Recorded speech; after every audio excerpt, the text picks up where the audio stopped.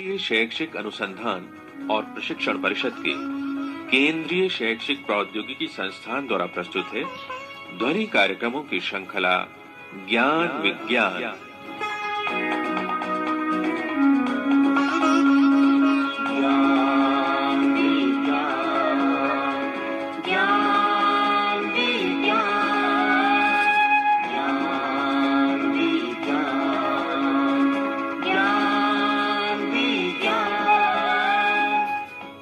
आज इस श्रृंखला में प्रस्तुत है संसार के सुप्रसिद्ध वैज्ञानिक आइजैक न्यूटन के जीवन पर आधारित कार्यक्रम न्यूटन की कहानी।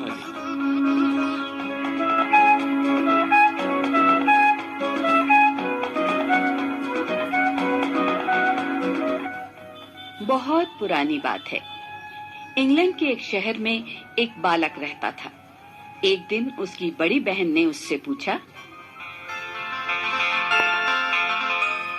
न्यूटन भैया, हाँ? मैं देख रही हूँ कि आजकल तुम हर समय कुछ ना कुछ सोचते ही रहते हो। वो मैं खाना देकर जाती हूँ तो वो भी बड़े बड़े ठंडा हो जाता है। आखिर बात क्या है भैया? कैथरीन, एक दिन मैं सेब के बाग में बैठा हुआ था, तभी एक सेब नीचे आ गिरा। मैं उसी सेब के बारे में सोचता रहता हूँ। वाह भैया, ये भी भला कोई सोचने की बात है। सेब के बाग में सेब तो अक्सर ही नीचे गिरते रहते हैं। इसमें इतना सोचने की क्या बात है कि तुम खाना खाना भी भूल जाते हो? कैथरीन, मेरी प्यारी बहना, क्या तुमने कभी सोचा है कि सेब या कोई भी वस्तु ऊपर से नीचे ही क्यों गिरती है? ये तो हमेशा से ही होता आया है। भला इसमें नया क्या है? सेब के नीचे गिरने में नया कुछ नहीं है, मगर प्रश्न तो नया है ना? हाँ? मैं इसका पता लगा कर ही रहूंगा। सेब पेड़ से नीचे ही क्यों गिरा? अरे अब क्या सोचने लगे भैया? पहले खाना खा लो। कैथरीन, खाना रख दो, मैं खा लूंगा। ये तो तुम रोज ही कहते हो। आज मैं यहीं सामने बैठकर तुम्हें खाना खिलाऊंगी, तभी जाऊंगी। अच्छा बाबा, लाओ खा लेता हूँ। ये हुई ना बात। ये बालक कोई और नहीं बल्कि महान ब्रिटिश भौतिक शास्त्री तथा गणितज्ञ आइजैक न्यूटन था। न्यूटन का जन्म 4 जनवरी सन 1643 को इंग्लैंड के लंकाशायर में वुल्सथोर्प नामक स्थान में हुआ था। उनकी प्रारंभिक शिक्षा एक मामूली स्थानीय पाठशाला में हुई। 12 वर्ष की आयु में उन्हें ग्रंथम में ग्रामर स्कूल में विधिवत शिक्षा पाने के लिए भेजा गया। कुछ वर्ष बाद एक दिन न्यूटन की मां हन्ना उनके स्कूल के प्रधानाचार्य से मिलने गईं।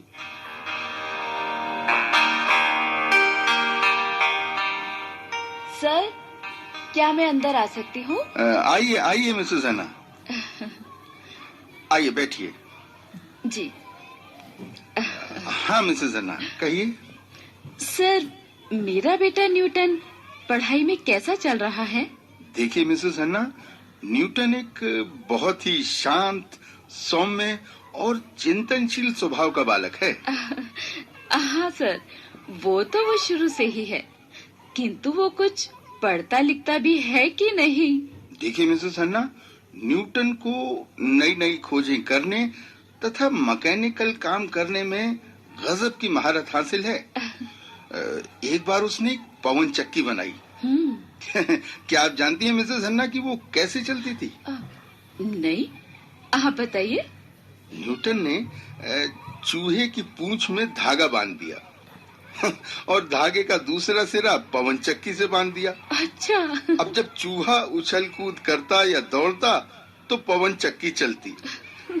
और इसी तरह मिसेस हन्ना, एक बार उसने अपने लिए 4 पहियों वाली एक गाड़ी बनाई जो डगमगाते हुए चलती थी।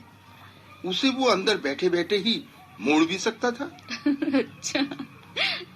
सर, घर में भी वो अपनी चचेरी बहन और अन्य लड़कियों की गुड़ियों के लिए मेज कुर्सी बनाया करता था। लेकिन सर अब वो 17 साल का हो गया है और मैं चाहती हूँ कि वो कुछ काम करे ताकि घर का खर्च चल सके सर। और मैं उसे खेत के काम में या फिर भेड़ पालने के काम में लगाना चाहती हूँ। लेकिन वो न जाने क्या क्या अजीबोगरीब खिलौने बनाता रहता है या फिर उपकरण बनाता रहता है। मैं तो उससे तंग आ गई हूँ।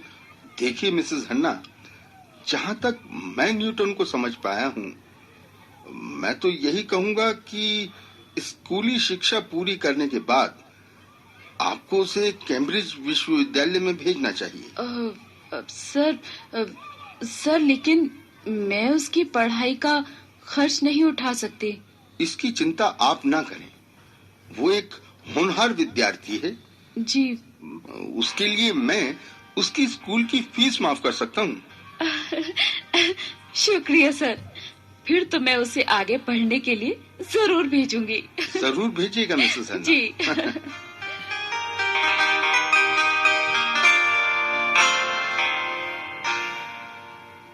इस प्रकार आर्थिक अभावों से जूझते न्यूटन ने अपनी पढ़ाई जारी रखी। सन 1661 में वो ट्रिनिटी कॉलेज में दाखिल हुआ।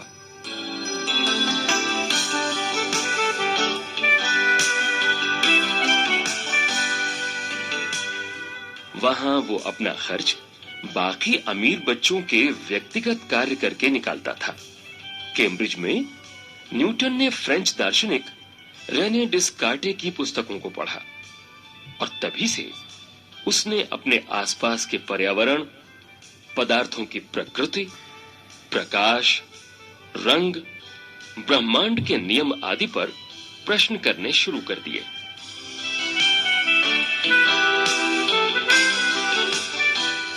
एक दिन न्यूटन सूर्य की ओर एकटक देख रहा था।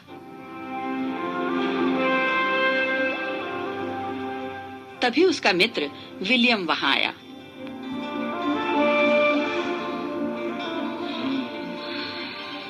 न्यूटन, अरे न्यूटन, तुम एक आंख बंद करके सूर्य की ओर यूं टकटकी लगाए कब से देख रहे हो और क्यों देख रहे हो? विलियम, मैं रंगों से संबंधित एक प्रश्न की जांच कर रहा हूँ।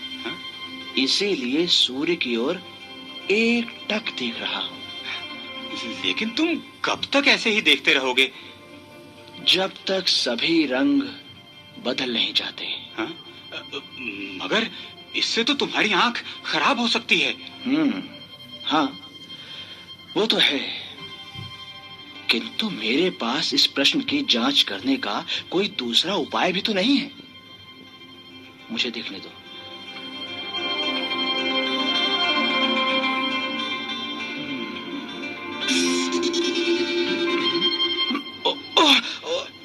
क्या हुआ? क्या हुआ न्यूटन? मुझे आंख से कुछ दिखाई नहीं दे रहा। मेरी आंख के आगे तारे झिलमिला रहे हैं। मैंने तो पहले ही कहा था, लेकिन तुम माने नहीं। चलो, मैं तुम्हें सहारा देकर अंदर ले चलता हूँ। लेकिन चलो मेरे साथ तुम। अब तुम्हें कई दिन तक अंधेरे कमरे में ही रहना पड़ेगा, जब तक कि तुम्हारी आंख पूरी तरह ठीक ना हो जाए। लेकिन विलियम, मैं अपने प्रश्न का उत्तर खोज कर ही रहूंगा। खोज लेना उत्तर, लेकिन फिलहाल तो आराम करो।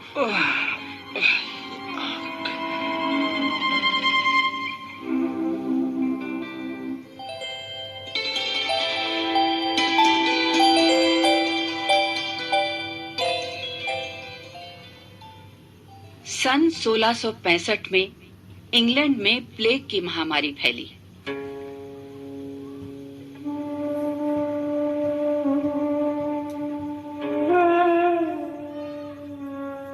और 10 अक्टूबर सन 1665 को कैम्ब्रिज विश्वविद्यालय को भी बंद कर दिया गया।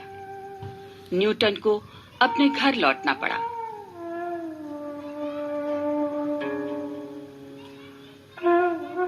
परंतु विश्वविद्यालय का बंद होना भी न्यूटन के लिए वरदान साबित हुआ।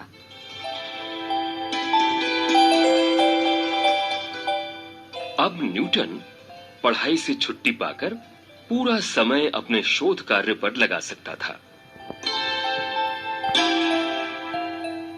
सन 1666 न्यूटन के जीवन का अत्यधिक महत्वपूर्ण वर्ष सिद्ध हुआ।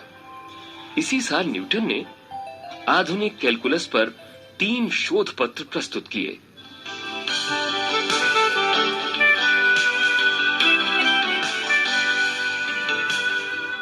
न्यूटन, अरे विलियम, अरे न्यूटन न्यूटन न्यूटन, तुमने तो कमाल कर दिया।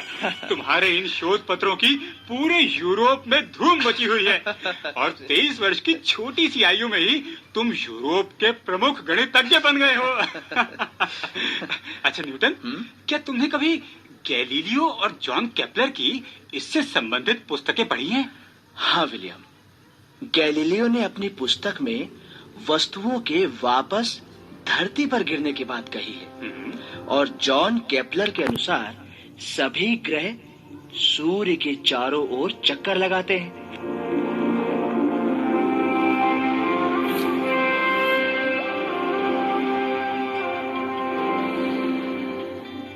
क्या तुम जानते हो मित्र, एक बार बचपन में मेरे साथ क्या हुआ था?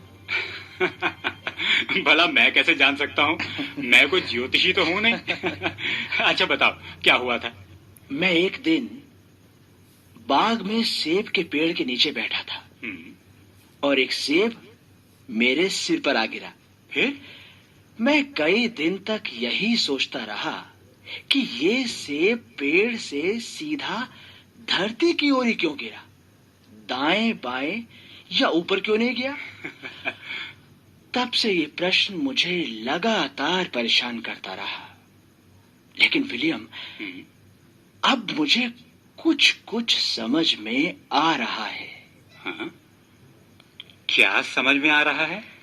यही कि धरती के अपनी धुरी पर घूमने से जो बल पैदा होता है वो ऊपर से गिरने वाली किसी भी वस्तु को धरती की तरफ खींचता है।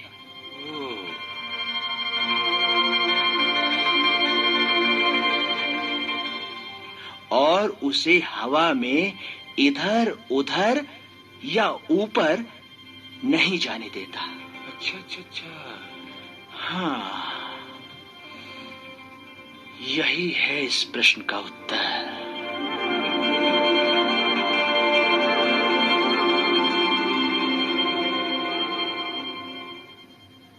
इसी प्रकार चिंतन, मनन, अध्ययन तथा वैज्ञानिक प्रयोग करते करते न्यूटन ने गति के 3 नियम और उन पर आधारित गुरुत्वाकर्षण का नियम बना लिया। न्यूटन द्वारा बताए गए गति के 3 नियम इस प्रकार हैं। पहला नियम है, कोई भी वस्तु जिस स्थिति में है उसमें तब तक कोई परिवर्तन नहीं आता जब तक उस पर कोई बाहरी बल न लगे। दूसरा नियम है, जब किसी वस्तु पर बल लगता है तो उसकी स्थिति या गति में परिवर्तन उस बल की मात्रा के अनुरूप होता है। और तीसरा नियम है, कोई भी वस्तु अपने पर होने वाली क्रिया के विरुद्ध उतनी ही प्रतिक्रिया करती है। गुरुत्वाकर्षण है क्या? गुरुत्वाकर्षण के लिए अंग्रेजी शब्द है ग्रेविटेशन, जो प्राचीन लैटिन शब्द ग्रेविटास से बना है। ग्रेविटास का अर्थ है भारीपन। न्यूटन के गुरुत्वाकर्षण के नियम के अनुसार ब्रह्मांड में स्थित प्रत्येक पिंड दूसरे पिंड को खींचता है और जिस बल से खींचता है वो उनके आकार तथा केंद्रों के बीच की दूरी के अनुपात में होता है।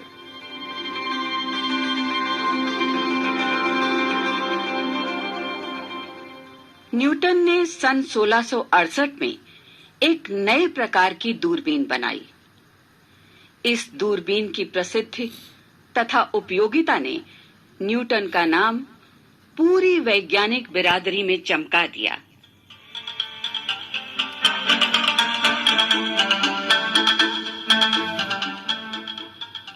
इस खोज के बाद दूरबीन का आकार घटकर केवल 6 इंच लंबा तथा 1 इंच व्यास का रह गया। इतना ही नहीं, ये छोटी दूरबीन पिछली दूरबीन की तुलना में 30 गुना बेहतर थी।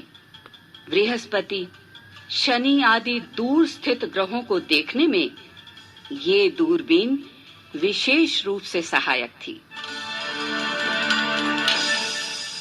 अक्टूबर सन 1669 में न्यूटन को गणित का प्रोफेसर नियुक्त कर दिया गया।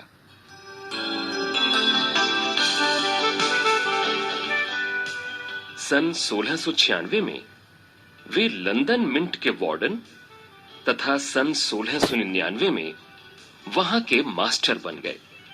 सन 1703 में उन्हें रॉयल सोसाइटी का अध्यक्ष पद प्राप्त हुआ, जिस पर वे मृत्यु पर्यंत रहे।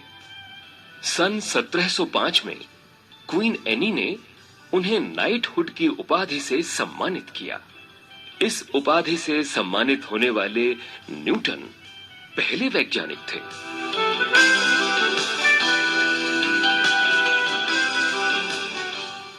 31 मार्च सन 1727 को ये महान वैज्ञानिक इस संसार से विदा हो गया।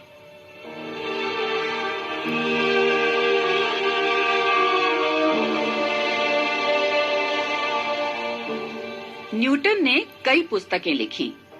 अपनी पहली पुस्तक कुछ दार्शनिक प्रश्न के आरंभ में वे कहते हैं, प्लेटो मेरा मित्र है, अरस्तु मेरा मित्र है, लेकिन मेरा सबसे प्यारा मित्र है सत्य।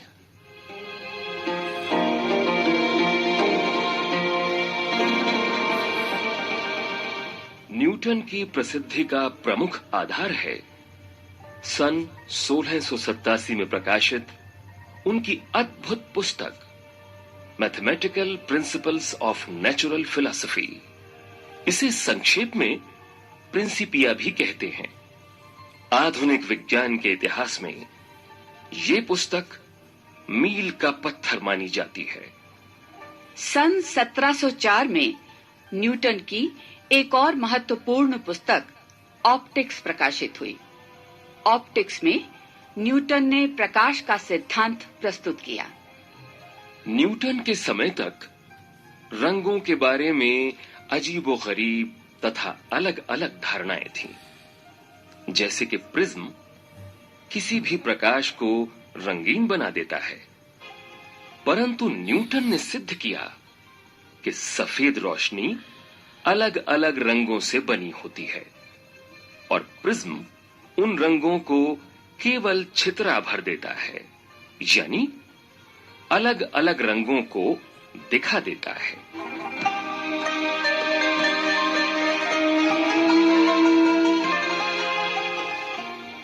विज्ञान के क्षेत्र में सर्वदा चमकने वाले इस सितारे के योगदान को ये संसार कभी नहीं भुला सकता। उनके महान योगदान के लिए हम सब उनके सदा कृतज्ञ रहेंगे।